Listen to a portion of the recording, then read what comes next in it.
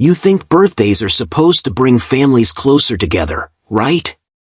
They're supposed to be moments filled with love, laughter, and memories, but on my own son's birthday, I wasn't given a seat at the table of love. Instead, I was humiliated, laughed at, and made to feel like I was nothing but a burden. And the worst part? The man who did it was my son's best friend, the boy I once fed at my kitchen table when his own parents couldn't. That night broke me, but what followed, well, it reminded everyone that even an old man still has fire left in him. My name is Frank, I'm 67 years old, and I live in a small town in Ohio, retired truck driver, 35 years on the road hauling everything from steel to groceries, watching the sun rise and set through a dusty windshield more times than I can count. My wife passed away 8 years ago, and since then it's just been me in this little house with creaky floors and coffee that tastes like memories more than caffeine. Mornings are quiet now, sometimes too quiet. I sip my black coffee on the porch, stare at the old photo frames on the wall, and remind myself that every wrinkle on my hands was earned through sacrifice.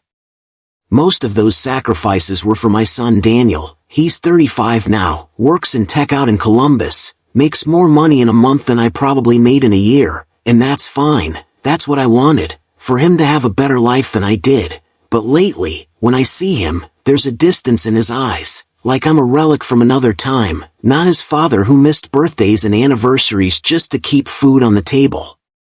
And then there's Jason, my son's best friend since they were kids. I remember the first time I met that boy, 12 years old, scuffed sneakers, empty stomach. His family didn't have much, so he was always at our house. My wife would sneak him extra plates at dinner. I gave him rides to school, bought him cleats for football when no one else would. And now?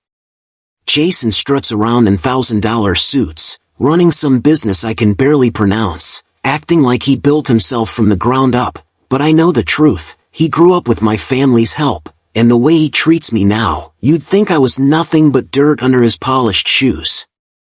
The breaking point came on Daniel's birthday. It was a big deal, rented out the local community center, decorations, catered food.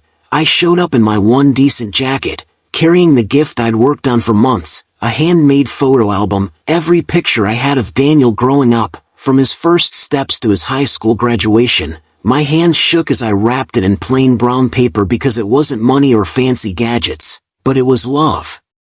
When it came time for gifts, I handed Daniel mine with a smile. He opened it, started flipping through the pages. For a moment, I saw something in his eyes, a glimmer of emotion, but before he could say a word, Jason snatched the album from his hands. He held it up in front of the crowd and laughed. A scrapbook, he sneered. Really? Frank, come on man, this isn't 1950. Daniel's a successful guy now. He doesn't need dusty old pictures. He needs something real, not whatever this is. People chuckled nervously, glancing at Daniel, waiting for him to defend me, but he stayed silent. My son, the boy I raised, the boy I bled for, let his friend tear me apart in front of everyone. Jason kept going. Guess when you're broke and stuck in the past, this is all you can give. Memories, cheap ones at that. I stood there frozen, my face burning. Every laugh felt like a knife. My hands, these hands that once shifted gears through snowstorms and carried boxes heavier than my own body, trembled as I took back the album. I didn't cry, not there, but inside, something cracked. I walked out quietly, the sound of laughter still echoing behind me. That night, I sat at my kitchen table staring at the album. Jason thought he humiliated me. He thought I'd slink away and accept being nothing. But he didn't understand men like me. Age doesn't make you weak. It makes you patient. It gives you a memory longer than any of theirs. And I remembered things about Jason that he probably hoped were long buried. I started digging, talking to people I knew from the old days, truck stop owners, small-town bankers, a buddy who worked in county records. Piece by piece, the picture came together. Jason's business wasn't as clean as he made it seem. Loans unpaid, shady contracts, promises broken. I didn't need the internet to find the truth. I had connections that stretched farther than any of his spreadsheets could. Weeks went by. Jason started noticing things. Deals falling through, whispers in the community. I'd see him around town. his confident grin replaced by a twitch of worry. He even tried calling me once, left a message, "Hey Frank, I think we got off on the wrong foot, let's talk." I didn't answer, I just waited. And then came the church fundraiser. Whole town was there, including Daniel and Jason. Jason stood up to give some speech about being a pillar of the community, flashing that fake smile of his. That's when I walked to the front. My knees aren't what they used to be, but that night, I walked steady. "Before you donate your hard-earned money," I said, voice calm, "you should know who you're giving it to." Then I laid it all out, records of unpaid debts, testimonies from people Jason cheated, proof of his lies. Gasps filled the room. Jason stammered, sweat pouring down his face, trying to deny it, but the evidence was too clear. And then I turned to my son. "Daniel, when you were a boy, you once told me I was your hero. Tonight, I needed to remind you, real men don't build themselves by stepping on the people who raised them." The crowd erupted, some clapping, some shaking their heads in disgust at Jason. My son's face turned red, but this time not from shame of me, from shame of himself for staying silent too long. Jason stormed out humiliated, his empire crumbling behind him.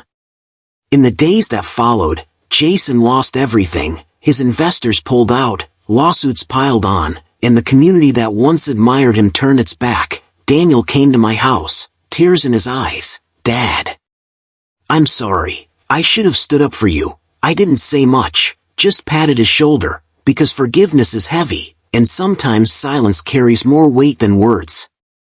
Now, I sit on my porch again, coffee in hand, watching the sun dip low over the fields. Life hasn't been kind, but I've learned this much. Dignity isn't given, it's reclaimed. Age doesn't erase you, it makes you unshakable.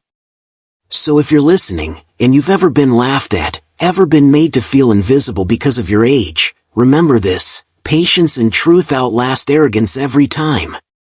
Have you ever faced disrespect because of your age?